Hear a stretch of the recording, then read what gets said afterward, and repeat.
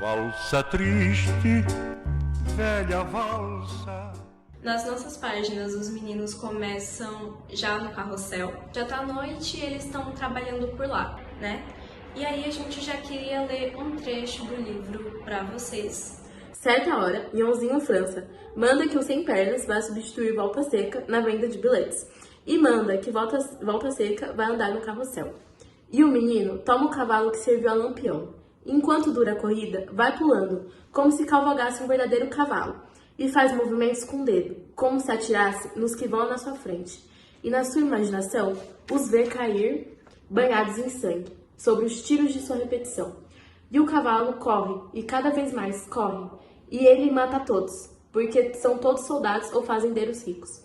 Depois, possui nos bancos a todas as mulheres, saqueia vilas, cidades, trens de ferro, montado no seu cavalo, armado com seu rifle.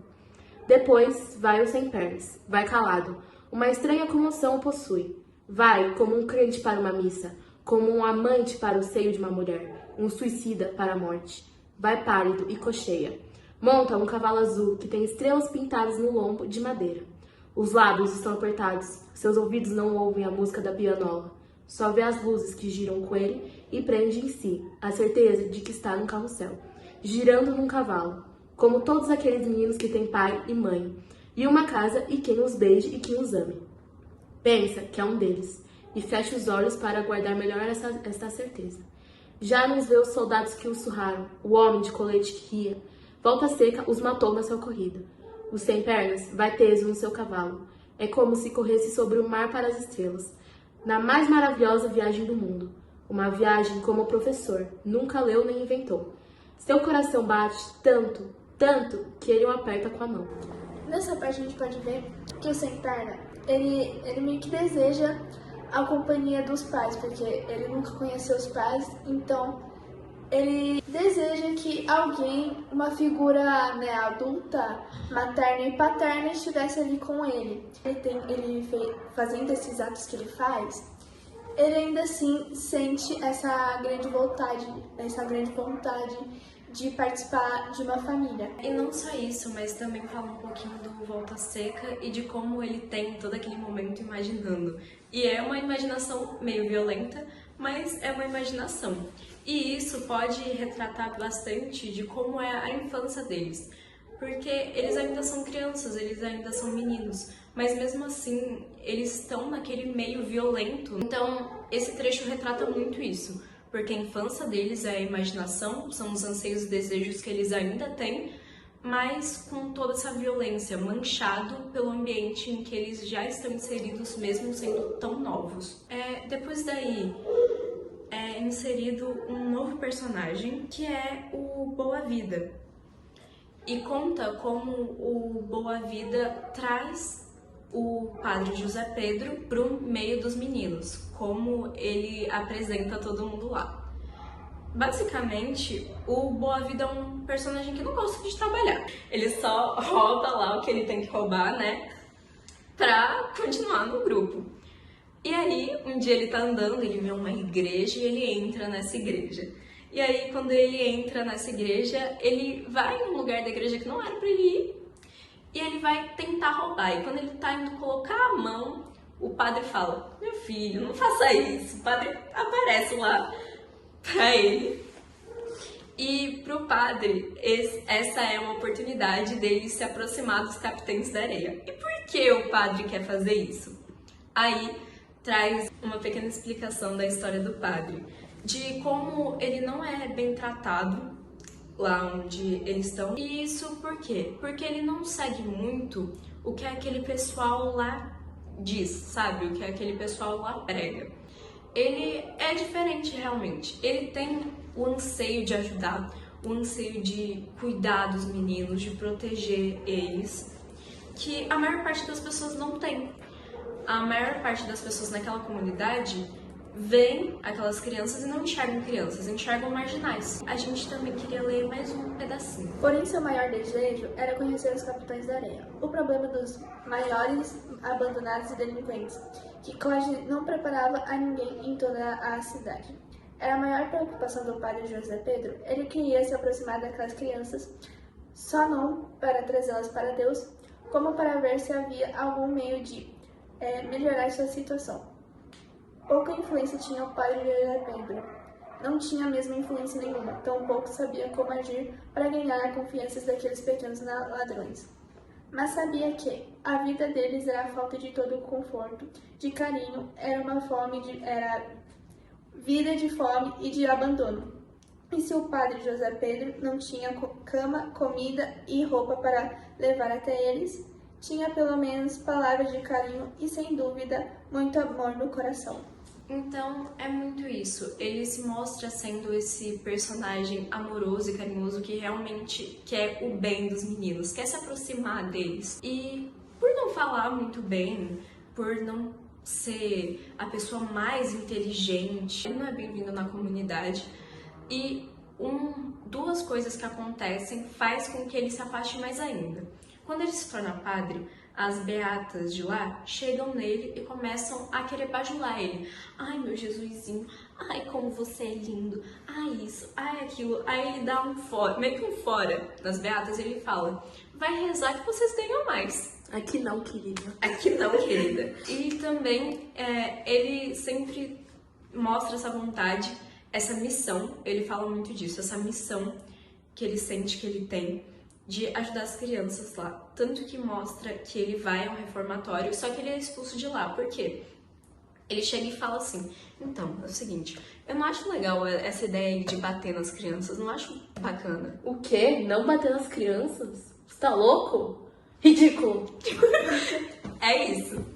Então, ele é mais excluído ainda. Essa história é contada pra já mostrar ele interagindo com os meninos, porque ele vai até os meninos e fala: e aí, pessoal, trouxe dinheiro, vamos para o carrossel. Eu vou levar vocês. Só que eles falam: pô, padre, os Sem Pernas e Volta Seca já estão trabalhando lá, então a gente já pode ir. Mas vem acompanhar a gente. E o padre vai. E enquanto eles estão andando, acontece uma cena interessante, porque eles são parados por uma mulher que começa a gritar com o padre. O Senhor não se envergonha de estar no meio, padre. Um sacerdote do Senhor, um homem de responsabilidade no meio dessa gentalha. São crianças, senhora. A velha olhou superiora e fez um gesto de desprezo com a boca. E o padre continuou: disse o Senhor: deixar vir a minhas as criancinhas. Criancinhas? Criancinhas, cuspiu a velha. Ai de quem faz mal a uma criança, falou o padre. E o padre José Pedro elevou a voz de desprezo da velha. Isso não são crianças, são ladrões, velhacos. Ladrões, isso não são crianças, são capazes de ser os capitães da areia, repetiu com nojo.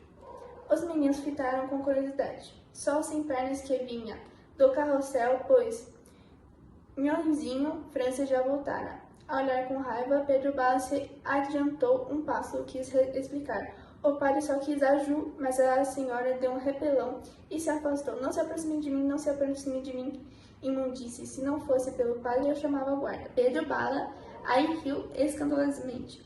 Pensando que não fosse pelo padre, a velha já teria o barrete, tampouco o logo não. A velha se afastou com ar de superioridade, não sem dizer antes para o padre José Pedro: assim o senhor não vai longe, padre. Tenha mais cuidado com suas relações. Pedro Bala ria cada vez mais, e o padre também riu.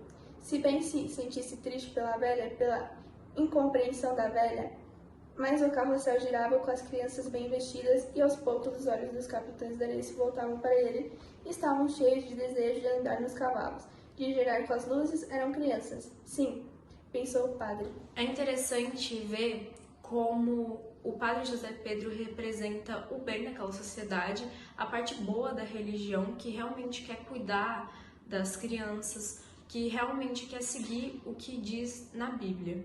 E como essa mulher, mesmo se dizendo religiosa, vai contra as coisas que a própria Bíblia diz, porque ela menospreza aquelas crianças. Ela acha uma vergonha o padre estar andando com eles, porque eles são marginalizados naquele ambiente. Como a igreja tem agido ao longo da história, como há pessoas sim muito boas dentro da religião que querem muito ajudar, mas que há pessoas que são falsas, que estão lá só para vestir uma máscara e falar: olha como eu sou bom, olha como... Olha aqui o que eu sigo algo bom, tu quer dizer que eu sou uma pessoa boa. Uhum. Mas que na verdade tá pouco se lixando pros pobres, pra quem não é o padrão, Pra quem sabe? precisa. Pra quem precisa.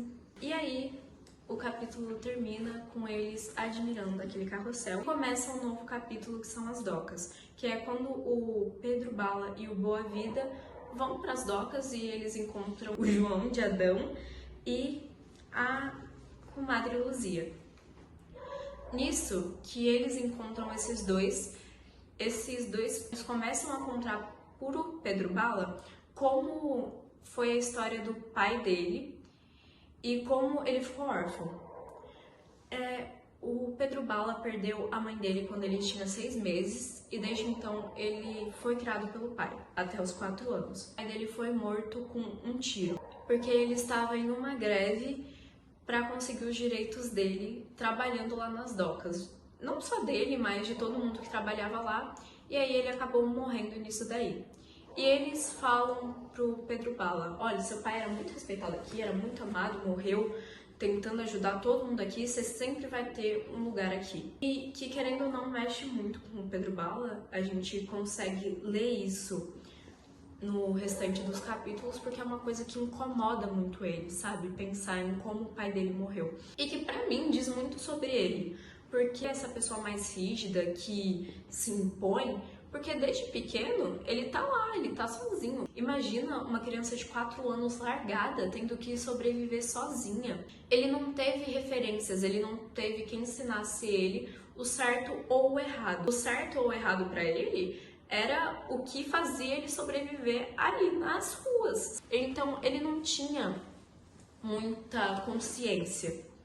E a gente vai ver isso, que às vezes ele não tem muita consciência das coisas que ele faz. Chega a noite, né, e eles vão para um terreiro. E tem lá a gira, e ele sai de madrugada de lá e ele sai sozinho. Na gira, ele escuta muito sobre os pobres, sobre isso, e aí ele fica pensando na vida que ele leva, na morte do pai dele, até que acontece uma cena que ele vê uma menina com 15 anos, mais ou menos, da idade dele, e ele começa a perseguir essa menina. Em determinado momento, ele derruba ela na areia e acontece uma cena de abuso sexual, que é mais descrita no livro, de como ele é violento, de como ele ameaça ela, e depois dá pra ver que ele não tem muita ideia do que ele fez. Porque ele fala, não, eu vou te levar pra casa, eu te levo pra casa porque tem muito malandro aqui, é perigoso pra você andar aqui. E dá pra ver que ele não entende o que ele fez, que o que ele fez foi errado. Tanto que ela tá chorando, ele vira e ele pergunta, por que você tá chorando? Você tá triste por quê? Assim, como foi falado antes, por ele ter perdido o pai e a mãe muito cedo, ele não teve a consciência do que era certo e errado. Ou seja, quando ele faz isso com a menina e ela começa a chorar, ele pergunta, né, pra ela do por que ela tá chorando, ele não tá entendendo que o que ele fez tá errado. Porque ele nunca foi ensinado pra ele que se ele fizer isso contra a vontade de uma pessoa, isso vai ser errado. Ele só tava meio que seguindo o desejo dele, sabe? De que ele tava sentindo na hora. Então, tipo assim, pra ele não aconteceu nada demais. Enquanto pra ela, que sabe que aquilo era muito errado, ela simplesmente tá em pânico, em desespero. E falando isso, a gente não quer defender o que ele fez, mas se a gente pode tirar uma coisa disso, é o aprendizado de que muitos de nós podemos estar contribuindo para casos de abuso ou assédio e a gente não percebe. Questão de vestibular. Nós citamos a morte do pai do Pedro Bala, que morre em uma revolta, lutando pelo direito dos trabalhadores. Isso pode se relacionar com uma coisa que aconteceu no Brasil, que foi a Revolta da Chibata. Explique o que foi a Revolta da Chibata. A Revolta da Chibata foi um motim organizado pelos marinheiros. A principal causa dessa revolta foi a insatisfação dos marinheiros por conta das punições físicas, incluindo a chibatada, exigindo melhores condições de vida e melhores tratamentos.